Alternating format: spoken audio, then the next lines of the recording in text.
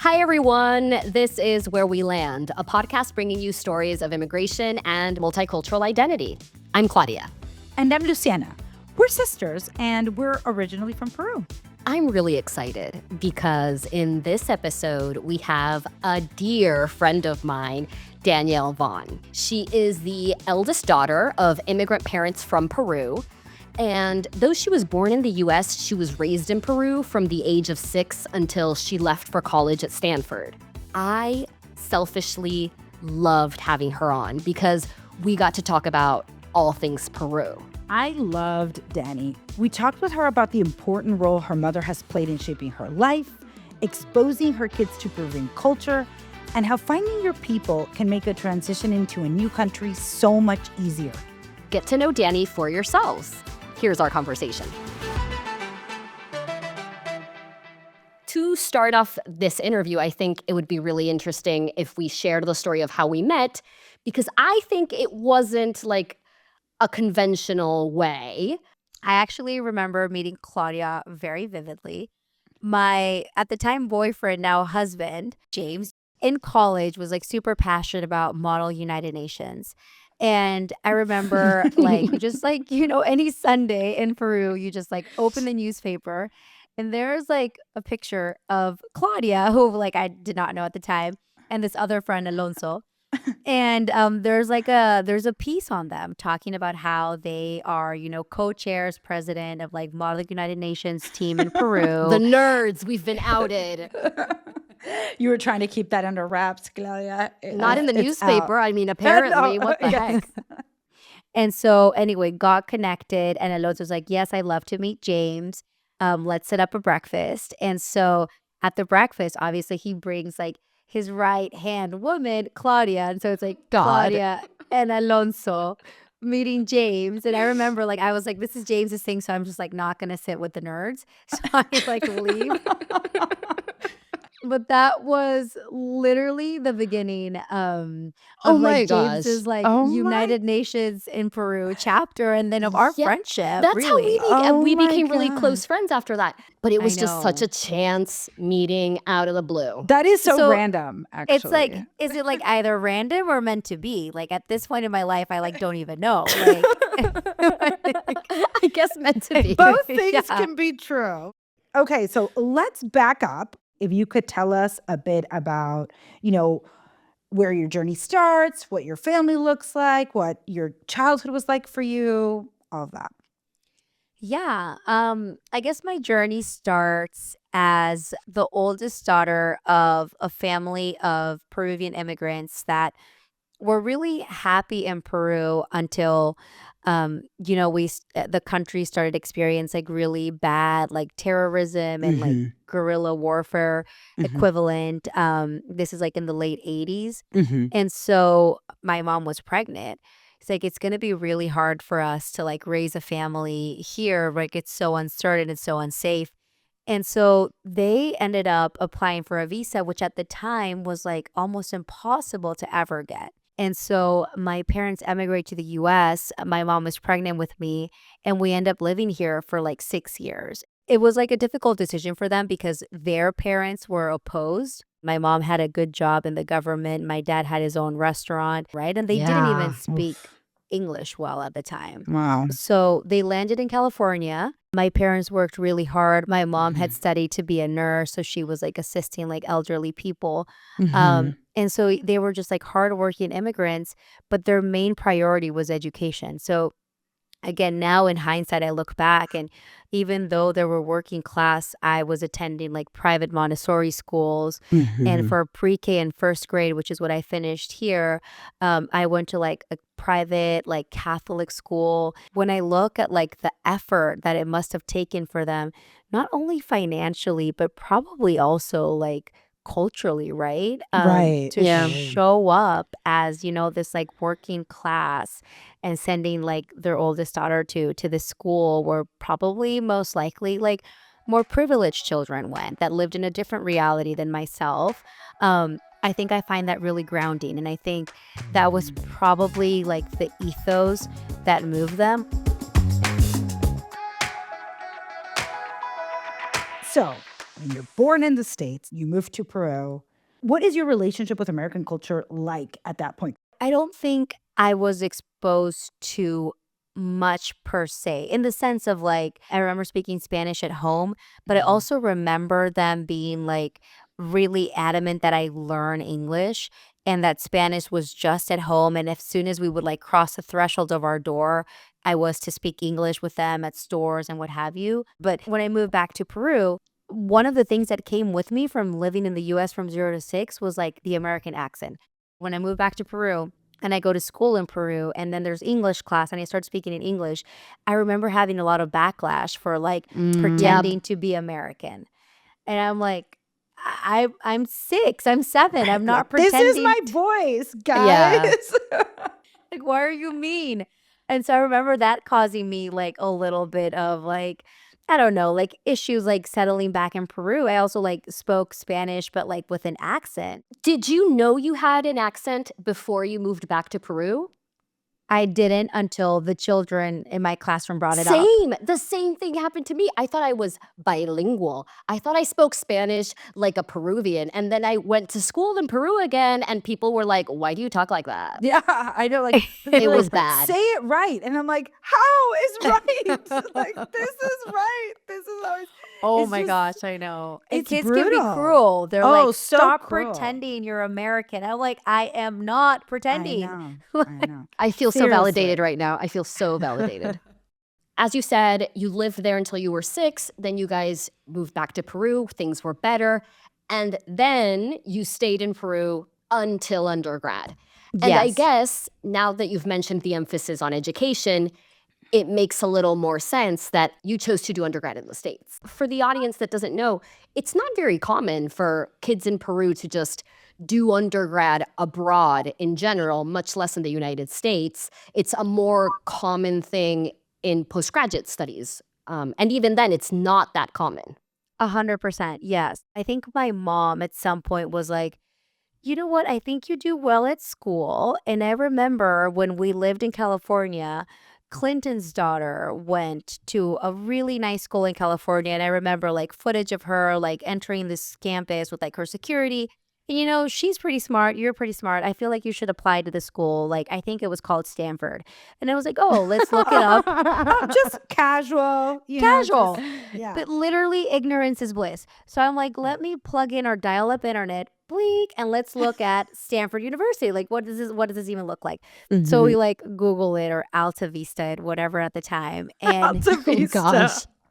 gosh. and the campus looks gorgeous, right? I'm like, oh, this is so pretty. It's like so green and colonial, and like it looks amazing. But like no real understanding of like the, I don't know, the impact that this global institution had like on research and like how competitive it was to get in. My mom flies to Stanford without me. I'd never been to campus twice to kind of like investigate like for me. And I remember like in her second trip, she brings back like an application package, like back when they were like paper and physical. And she's like, I think you should apply. And I think you're a great fit. And I met this one girl in the international students office that was coming to Peru to write her thesis. And I told her that I was from Peru and that you were applying, and she wants to be in touch. And I was like, that's amazing. Oh my God, So- Danny, your mom is No, like. you don't know My the half mom- of it. You don't know the half of it. Like My mom I've is insane. seen her mom in action. She will, you can drop her in the middle of China. She will get to know 10 people. She will be invited to dinners. She will She will come be back with president. someone on the plane. Yes. My mother, like to your point, Lou, she was like so, till this day, right? So active and so involved. And I think it's so much about just like being, it sounds, I don't know. I feel like we talk about being present all the time. No, But I think it literally was. She's like, okay, this little girl looks like she likes to study. This university seems good. Let me take action and go. Moving away for college then is another transition. So what were your first impressions of college life in the US? And if you could tell us if there were like any culture shocks or like fish out of water moments that stand out to you. I don't remember anything but excitement. I remember being so excited. I also remember I only packed, this is a culture shock moment. I only packed one suitcase. Like my mom is a very practical woman.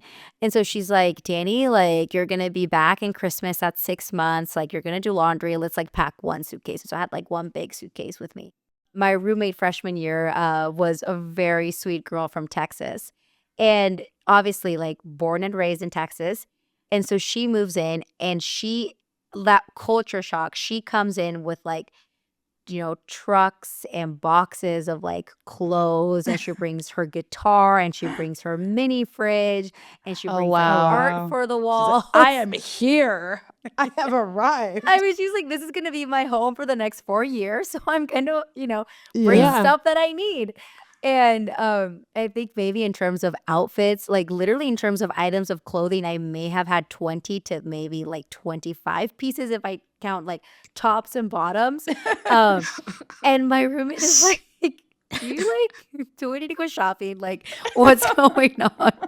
Yeah, you're occupying like a fifth of the closet, and she's like, Literally, my little closet was like, "Did so you get empty. robbed? What happened?" It was funny.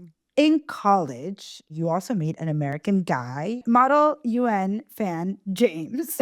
Yes. Yes. What differences did you find in dating an American guy as opposed to dating guys in Peru?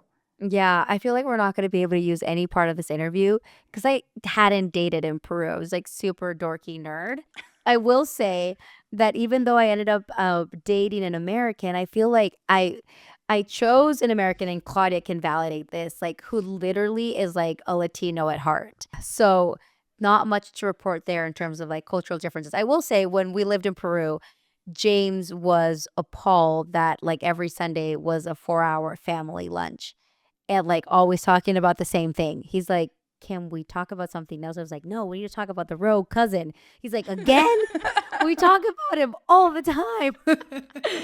Has he done something new? No, we Yeah. just want to rehash all the things he's already done. We need to roast this Yes. every Sunday. Again and Every again. Let's Sunday. dissect it again and again.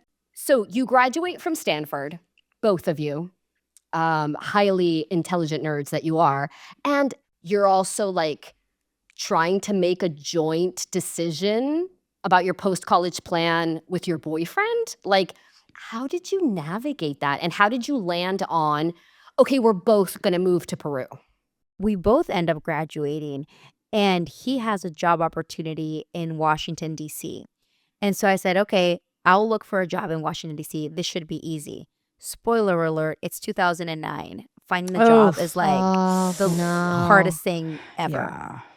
So I go to Washington, D.C., and I'm working for a social entrepreneurship startup. And then while I'm in Washington, there was an opportunity to come back to Peru. So one of like my dad's really good friends from high school in Peru had lived in Washington for 30 plus years, and he had been recruited to come back to Peru to work for the Peruvian government at the water ministry. And he's like, I'm going back to Peru after 30 years.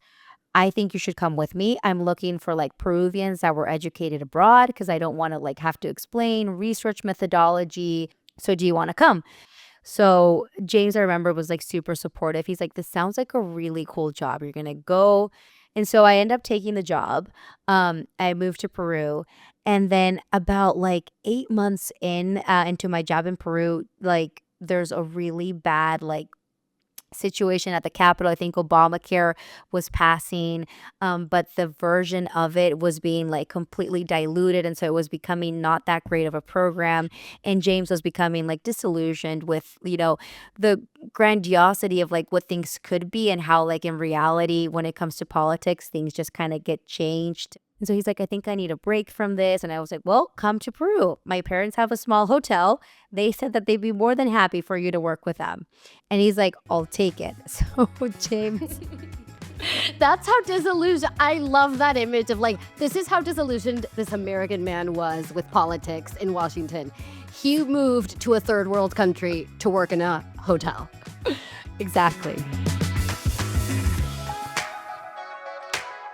I just want to know a little bit more. If you could tell us, like, what that was like. How did you find yourself, like, liking Peru? What were the culture shocks? How were you feeling? All of that. Yeah. So I remember like going back to Peru, one of the they're giving me like a tour of the office, and this is like a government office, and so the person that's giving me a tour, he's like, and here's your computer, and like it's like a big computer, and I was like, oh, cool. And he's like, but check this out, and he goes to like facebook.com, and it's like a huge like red X, like blocked, you cannot access, and he's like, all of the social media websites are blocked. And so they had blocked like Gmail, Hotmail, Facebook, like literally your productivity. They wanted it to scale your productivity to the max. But here's the funny part, like the third world country part comes in. But then like you have lunch, and like lunch is like a 3-course meal in Peru. And it was like in the little rooftop of our building. And so that's like a solid hour. And then in the morning, you have like La Señora del Cafecito, Oh, the of lady that comes with a course. little cart, and she brings like baked goods and like bread and what do we call it? Pan con huevo, like bread and eggs, Yes. pan Yes. con palta, bread and Right. avocado. That's another hour affair in the morning when you're having your coffee. Yes. And then she comes in the afternoon, and that's Yeah, like around another hour. 5. Yes. The other aspect, of course, of the moving back culture shock is James. He moves with you to Peru. At that time, I want to say he isn't yet fluent in Spanish. He eventually does become fluent in Spanish. I've talked to him in Spanish up and down. But of course, when he first moves back, he isn't fluent yet. But he's in a new city. He wants to work. He wants to make friends. And it can be a real strain on a relationship if like one of you is a foreigner and you both know that it's going to take some time and effort for them to like find their groove and get things going for them. How did you guys make that successful? I think like it all probably boils down to the openness of his personality. He's pretty like a flexible, easygoing guy. And Yeah. so I think that was super helpful. And then two, the fact that like he was able to connect with you and Alonso so early on to his move to Peru was crucial, because all of a sudden he had this like really close group of friends, and I think you all met like once or twice a week, right, to train. Yes. Oh my God. Wait, to yes. train for.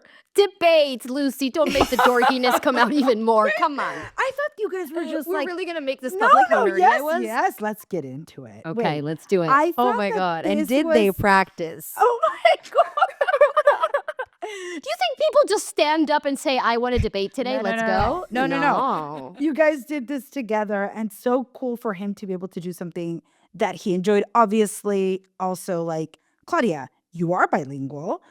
You guys were probably speaking Spanish, but also speaking English whenever he Exactly, wanted the because all the break. debates are in English. Not only did these become friends, but it became an avenue for him to speak English, to speak Spanish, to learn, and then to meet like-minded individuals. So I think that for James was such a key point to his happiness in Peru. If we hadn't had that, I think the transition to Peru would have been way harder, and we perhaps wouldn't have lived there so long.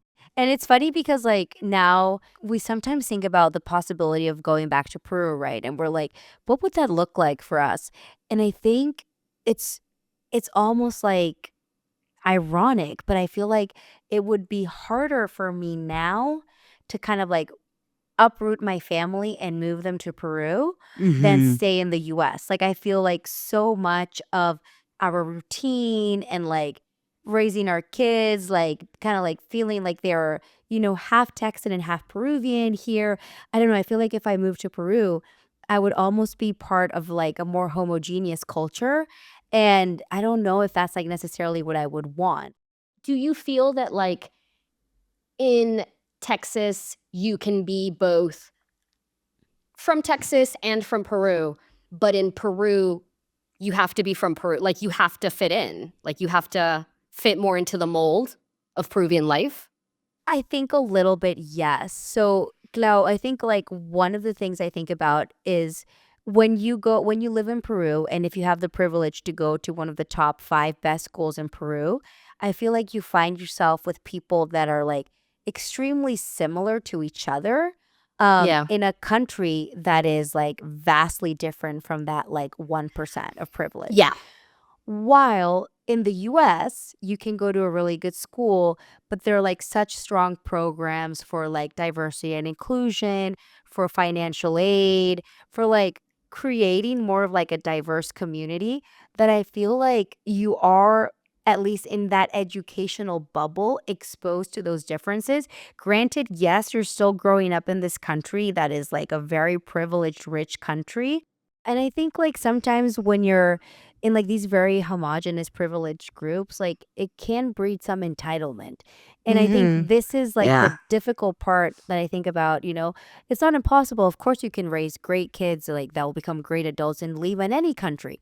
But I feel like it could be more challenging because you have, if you have the privilege to go to these top schools, um, there's some cultural, I feel like colonialism maybe that we still carry on where we're like, well, this privileged class is better than like the indigenous class.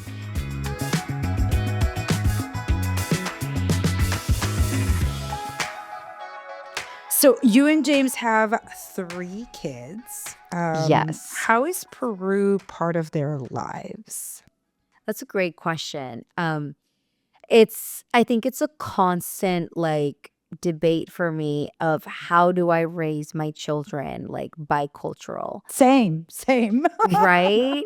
I think like that is so Said important to every me. immigrant in the US. Ever. Like, I relate. I want them to be bicultural. I literally think it's so important for them to understand that the world is ancho y ajeno, vast Yeah. and different. Like the world is just vast and different. And so right now what we're doing is every summer vacation we go back to Peru. And so we spend like at least like a month at a time. I think James and I are like lucky enough that we can work remotely. Right now my oldest just turned 6, and so I had them enrolled at a preschool. So all 3 of them would go to the preschool, and it was like the equivalent of like our summer camp in Peru, winter camp. They were doing that, and that exposure was like so good for them, even from like just like nutritional habits. Like they would see the children, right? He's like, this child had like this lunchbox, mom. And I'm like, oh, and what did it have? He's like, it was egg with vegetables. And I was like, that sounds amazing. I shouldn't be packing goldfish for you every day.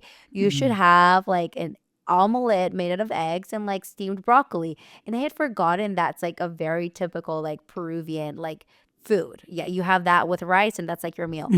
Also like different things they didn't like as much as like, oh, like a lot of the children here like will come to class with their nanny. He's like, but you don't send us with a nanny. I'm like, no, because y'all go to school since you're 18 months old here, and in America we just kind of like strap ourselves by the boots and we like do it.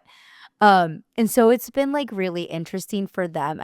For me to see them observe differences, some that they like, some that they don't like.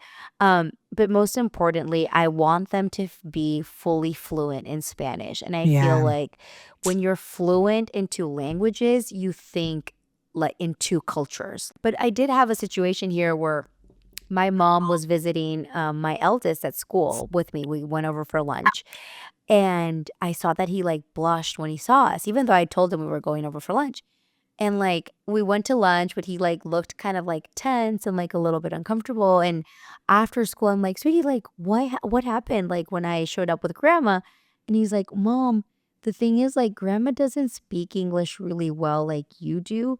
And everyone in my school speaks English. And it kind of like made me feel shy, is what he said, which I really think he meant like as anxious or embarrassed. And so I was like, this is not good, right? Because like my entire point is to have you like speak 2 languages so you do feel special. So I talked to the teacher at school and she was like, that's like, thank you for sharing. And like we always talk about how like cool it is that Benji can speak Spanish and English, but I'll make an extra effort to make sure that he like comes and does like story time and like reads a book in Spanish while I read it in English, and kind of like take some extra effort. So even though he wasn't feeling the pressure from his classroom, according to his teacher, he himself was auto-imposing this like, I am different and I kind of feel ashamed that I'm different. Well, I want him to embrace that, right? It's like, I'm so cool because I'm different, and it's cool to be different.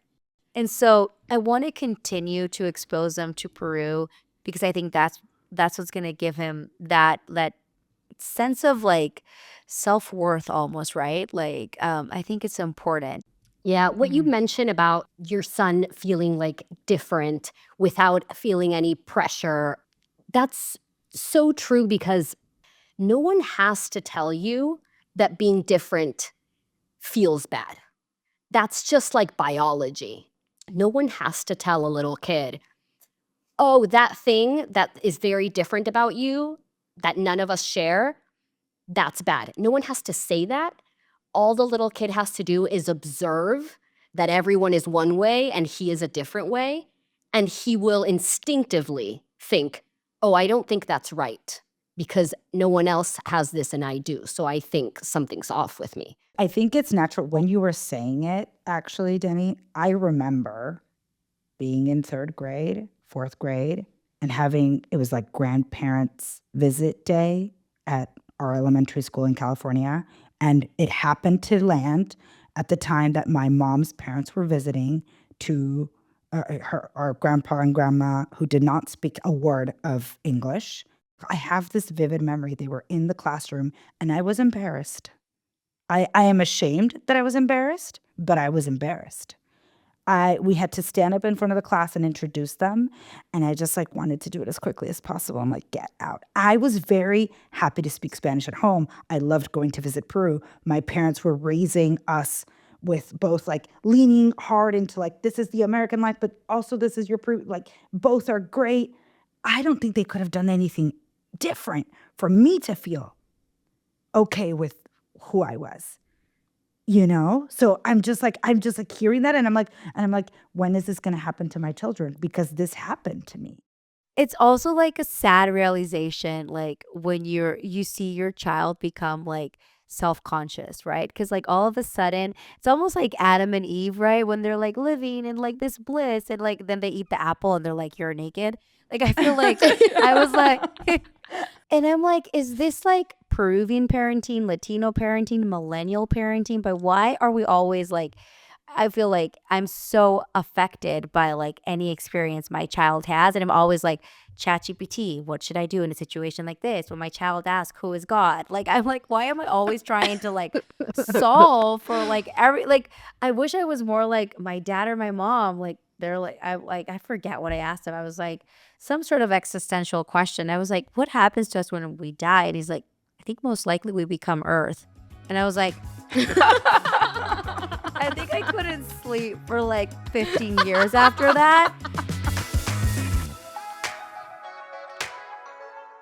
Do you feel more American or more Peruvian, if either? I think I feel 100% more Peruvian, which I is had a rare, feeling. right? I had a feeling. Because I'm like, I wouldn't move back to Peru. Like, but, right. I was born here in the U.S. I was born here, but I feel more Peruvian. Like, what the heck? My husband is American, but I know. My children are Texan. I feel more Peruvian. Why? I feel more Peruvian because I think in Spanish. I communicate with my mother in Spanish. I communicate with my children in Spanish. So I feel like in a very primal level, I feel like Spanish is my world. At home, I cook Peruvian. Like I'm always bringing like ají panca, ají amarillo to like my children's favorite dish. Like today, Ellie's like, don't forget to make ají de gallina because my teacher wants you to send like a tupper, which I also feels like so Peruvian. I send meals to the teachers. I'm like, also like, I think I feel Peruvian because I feel so proud of our culture. Like I think like when I think back to my country, I'm like, I feel proud that I'm like from the country of the Incas, that like Machu Picchu is like in our home country. That is so cool. And so that makes me feel like kind of love being from that place. I do feel like every life has a different season. If I think right now living in the US with our young family is what feels good and right for us. But I don't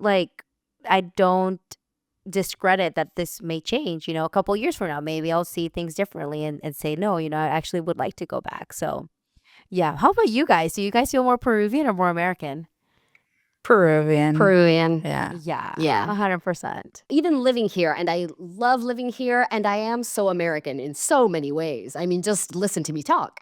But I'm surprised at how internally my American side feels just like, oh, it's this. It's very contained. I know what it is. I know its edges. It's just a part. Versus Peruvian, when you say, are you Peruvian? That just feels like all of me. we have this like little fun bit that we do at the very end, which is called Speak My Language. It's a segment where our guest teaches us a word or phrase that doesn't have a direct English equivalent, or just something that sounds better that you think sounds better in Spanish. Do you have a word or phrase like that? This is probably not the answer I would use for this segment, but it, like it keeps coming to my head like habla causa. Like I feel like I love that. I'm trying to think, and all I'm hearing is like habla causa, habla causa. And I'm like habla causa is like a buddy is like looking at you, and he's like, bro, what's up? Right? yeah. I Yeah. think that's kind of the equivalent. But Yes, like sup, bro. But I think it communicates so much more intimacy. It communicates that a closeness in relationship, you know, which not hey, what's up? necessarily though. No, but I mean, That's you don't true. have to say it. You don't have to say it to someone who's very close to you. But what I mean is, Like it's the very. bus driver. No, 'cause siento like, que el habla piraña de la calle como que habla causa. What I mean is that it communicates like it's a it's a very casual way of like wanting to be close, right? Luciana has has lost it. completely She's lost it. We're down to She's 2 people envisioning now. the bus driver looking at her and being like, habla causa. Danny, it's the voice. It's the voice that you're doing. To the listener, if you ever go to Peru and you hear a man say this, Habla causa. Run for your life. But if it's a friend, it's really cool because I feel like it evokes intimacy, to Claudia's point. Exactly. And also, causa is like a really delicious Peruvian dish made of Oh my like God. potatoes, and it can have like a delicious filling of like crab or chicken Yes, or very tuna good. and mayo. It's like so good. So I feel like, yeah, I think that's going to be my word, you guys. I love it. I love it. That does it for us. Thank you so much, Danny, for all of your time. Oh, Seriously. thank you guys. And I hope we get to catch up and see each other soon in person. Yes, absolutely. Love you guys. This was so fun. And I'll talk to y'all soon.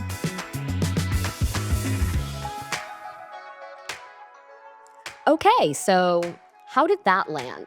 I'm so glad I finally got to have a long conversation with Danielle. I think she's so great. Like, finally, I feel like I really met her. Also, her husband, her mom. I want to meet her mom so bad. Her mom's the best. I want her to tell me what to do with my life, actually.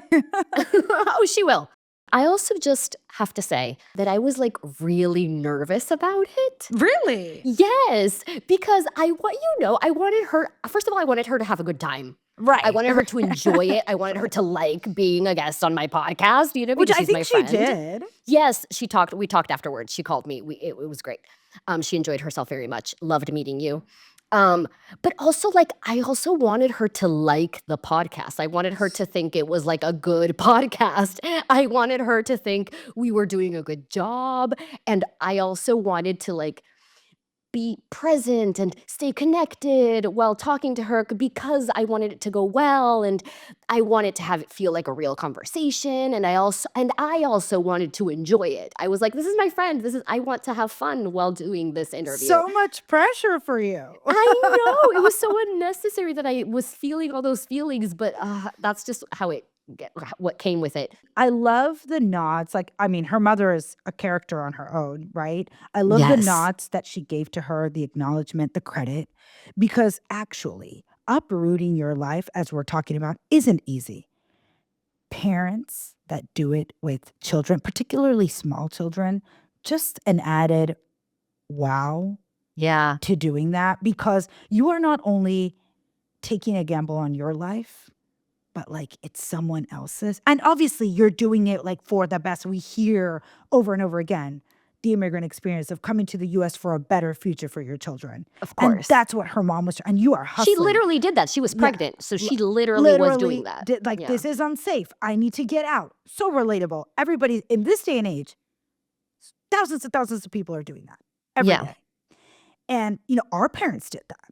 Yep. You know, She talked about her kid at the end, her kid feeling a bit embarrassed because he's different Yeah. because of his grandmother, and how it really reminded me of that moment when I felt the exact same thing as a child, and how we can all be doing our best to make our kid feel confident, providing him with it's good to be different. But at the end of the day, that person has to come to terms with that on their own and be happy with who they are. And it's really hard for a small child to do that. That comes with age, maturity, confidence, knowing who you are, accepting who you are. And that's just oof, I'm starting to prep myself mentally for that for my children. Yeah. And just to what is the best way to navigate it? So I thought the conversation was so interesting because it made me think about stuff that's coming for me too, just because her kids are a little older and navigating this, the multicultural identity for them. Yeah. And another thing that I thought of after our conversation, which is something that I had never thought of because I guess you never think of your friends in this way, but Danny and James both have been really good friends to me. And I have always thought of them as really important people in my life. But I guess I had never thought about the reverse, which is, I wonder if I'm an important person in their life. You never think of that. You never think that way about yourself regarding your friends, right? But as she was talking about how important it was for them to make those first friends in Peru when they moved there. In particular. And for James in particular. She's like, when you and Alonso met James and how quickly you guys became friends and how easily he slid into your friend group, she's like, that was so important to us because it really helped us settle in quickly. I think even at one point she said, I think we stayed as long as we did because of that friend group. And that just made me think oh, wow, I didn't realize how important that had been for them. Because for them, it was so clear that they were in this new country, so they really needed to find their people. But then I flipped it around and I was like, I hadn't immigrated, and I still felt that Danny and James were super important to me. And as the more I thought about it, I was like, well, we were in a similar place where when I met them, I was in my senior year, my last year of college. And then I graduated and we were all in this space of what are we going to do? Where are we going to work? What What's do the we want next to do step? with our lives? What are we doing? We were all trying to figure it out. And I think in that moment of transition, being surrounded by friends that think really highly of you and that are ambitious and driven, and they have really high expectations for themselves, and they really want to do something great, and they think that you're amazing and that you can do anything.